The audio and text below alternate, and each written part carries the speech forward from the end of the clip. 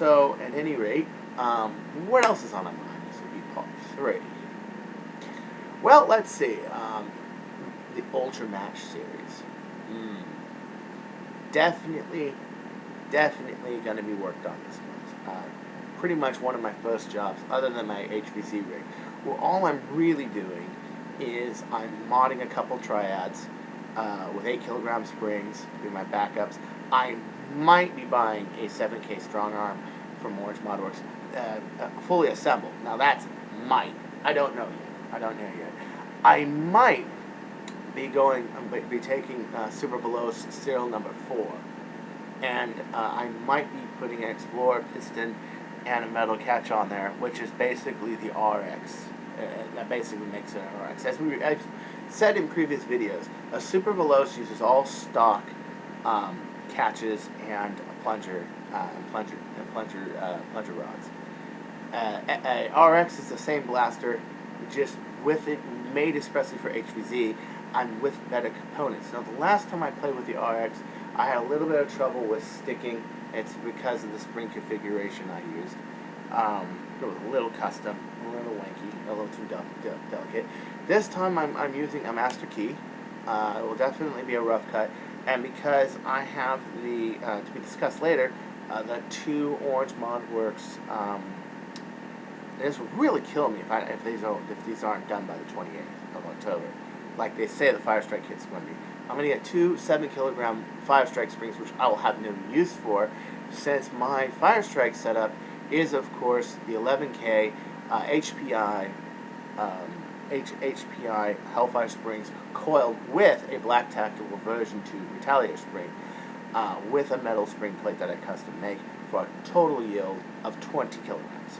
Okay, and a yield at the last half inch of 8 kilograms. That means as the plunger's going down and all the air is at full compression, it still has 8 kilograms of force on it, which translates to 28 pounds per square inch of air. That's pressing the air in. They're all in there at 28. So the exit pressure of a one of my Firestrikes is 28 pounds per square inch. That does go jump like that. It's just barely enough not to blow the dart. But if it's too much, all I do is lengthen the barrel. It's not. So that's those two 7-kilogram springs are going in that rough cut. This means this year, instead of running a stock rough cut master key, I am actually running a modded one. I should get flat ranges of 75 to 80 with that. That's going to be a big help. And of course, I'm going to use the selective fire setup that I used the last time for the RX Retaliator, also known as Sweet Mountain Blue. It's going to be built off of number 4, which was used in the previous Humans vs. Zombies. And SV number 3 was sold to Kyle Pettigrew, who now has 2 of them, has 001 and 003. Impressive. I'm going totally no plunger, no what do they call it? No AR. I'm going no AR. I'm going to be having a stage 1, stage 2 Orange Modworks with 6 kilograms recon. And I'm debating dressing this, using this to dress it up or not. I'm not sure. As a backup, just in case these ain't too fast for us Nazis give me shit. So, in a nutshell, that's basically it. Running with a triple 18 on the side, maybe a triple 12, I'm not sure, and a backpack full of magazines, dots, and other things. Then I got the Firestrike kits that are coming out for Orange Modworks. Now, as we all know, the Orange Modworks Firestrike kit is expensive. It's $30. Venom, who is an excellent modder, makes a very good kit for, I believe, around 20, 22 shipped, something like that, 23 shipped. I don't know, look it up on eBay. It is an excellent kit. It has one disadvantage. Can you guess? Dun dun dun dun dun dun dun dun dun dun dun dun dun dun dun dun dun dun dun dun. It doesn't do dual spring. I actually had talked to him quite a bit, okay, on Facebook and this and that, and I wanted to do my blasters based on the Venom kits. And I was going to have him do it, and I was going to give him his fair share and this and that, and do that. The reason I didn't didn't do the Venom Strike, and I didn't do the Magnus Venom Strike based on his kits, is because he uses a piece of polycarb that's about 5/8 in diameter to hook the piece of ABS and a threaded rod so that you can do the plunger. It's quite brilliant system. If you're gonna run just like a K26 or a K25 in there, hey, great, wonderful. It does not, however, work very well for my dual spring setup, which is sort of my method, and I just didn't like it. I just didn't like it. I mean, it's still sitting in my car, actually.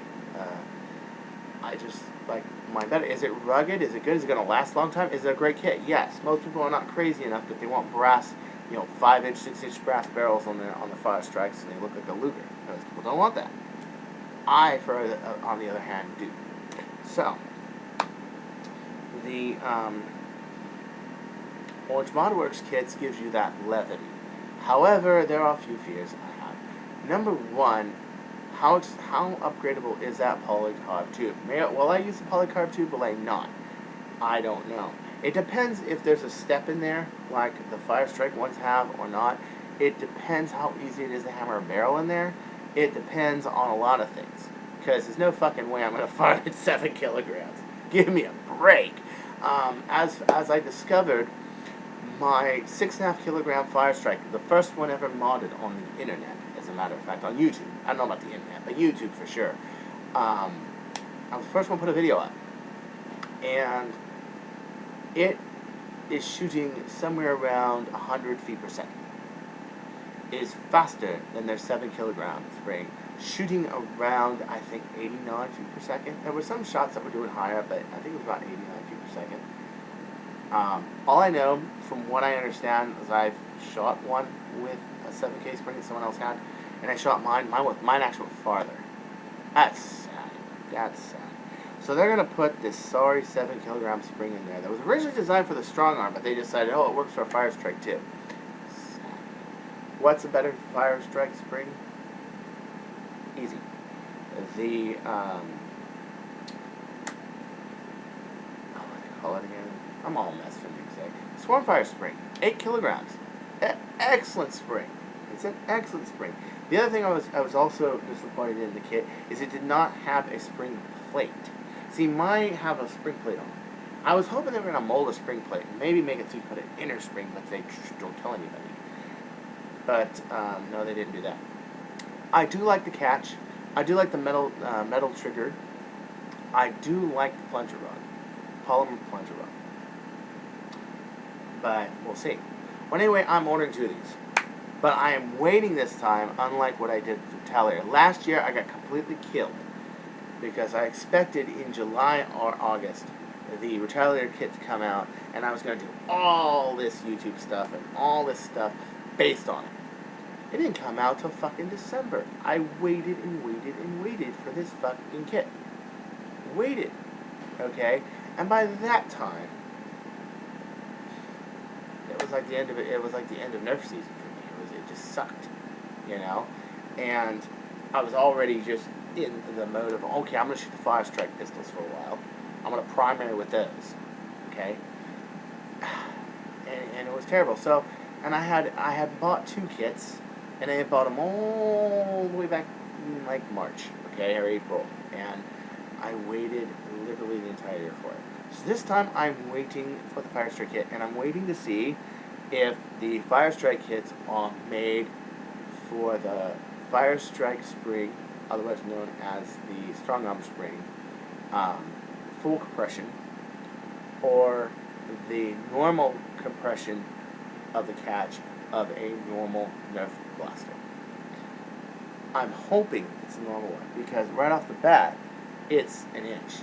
Well, that would be benefit much better, actually, if they had taken it and made it an 1.25 inch, 1.33 inches, 1.5 inches. I say 1.25 inches. That would open a Firestrike shooter to a wide assortment of very, very powerful springs that they can put in their blaster. Very powerful springs. I just don't know. And I have not seen any physical pictures of the Firestrike kit.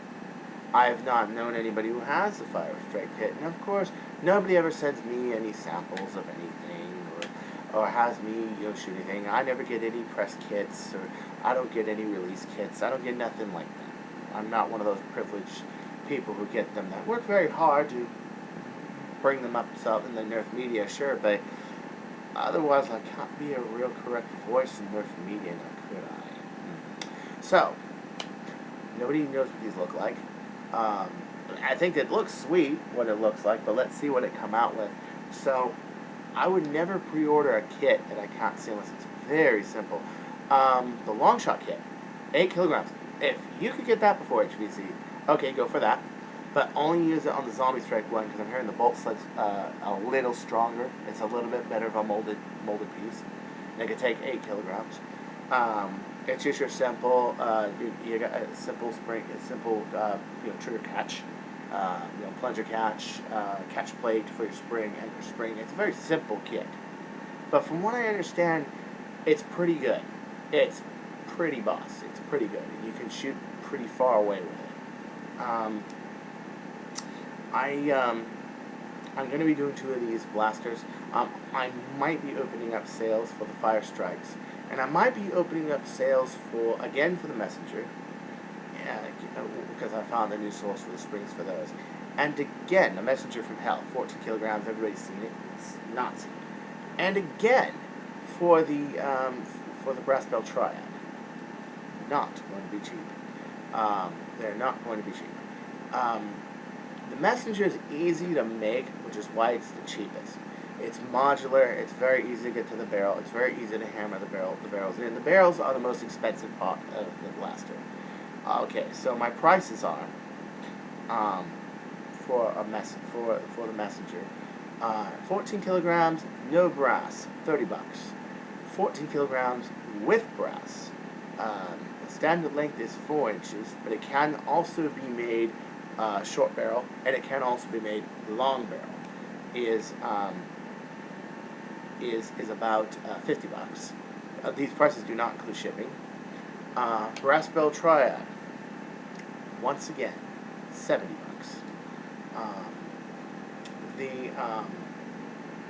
And the Firestrike is going to be at $120.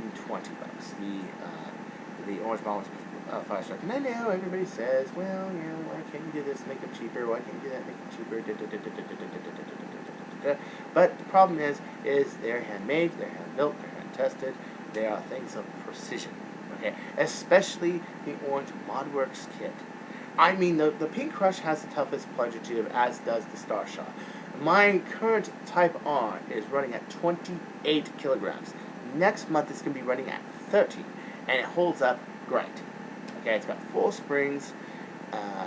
I can nail any tree trunk from 100, 110 with that. Just about every shot. Okay, it's got 10-inch barrel. It's going to probably get a little more powerful next month. I'm going to reinforce the plunger tube a little more, and I'm going to probably put a little bit longer barrel, and I'm probably going to put in that 10-kilogram Orange Modworks spring. Yeah, they're very good. They're not for sale. Still in prototype stage. As you can imagine, that kind of force is too much for a long shot tube. And a lot of people say, well, I've ran 30 kilograms long shot tube. Yeah, sure you have. But how long does it stay together? That's not sorry you, that's sorry them, but how long does it stay together? So, they are stronger than normal Firestrike, but the new Firestrike kit really, if it's polymer, like I keep hearing, really does sound promising. And there's still not a green light on the Firestrike, the Cartan Modworks Firestrike. It will be offered in 16, 18, and 20 kilograms. 16 is $10 less. But, I don't know. I have to see the kit. If it works, it works. If it doesn't, it doesn't. So at any rate, this is Cartan. Sorry to drag you through all the three of these parts, but it's been a while since I've talked to you. I'm going to cut these three up and put on the internet. I'll see you later.